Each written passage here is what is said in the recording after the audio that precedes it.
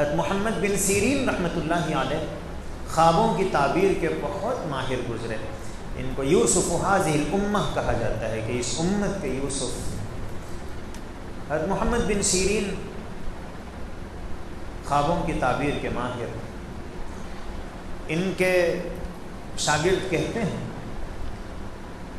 कि दिन में हम इनको हंसता हुआ देखते थे, ज़रीफ़ तबा थे, तबीयत के अंदर मिजाज था और बातों बातों में लोगों को हंसा दिया करते थे। तो हज़रत मोहम्मद बिन सीरीन के शागिर्द कहते हैं कि दिन में तो ये हमें हंसते हुए नज़र आते थे, लेकिन रात में उनके रोने की आवाज़ें हम सुना करते थे। इबादत में हैं, दुआओं में हैं।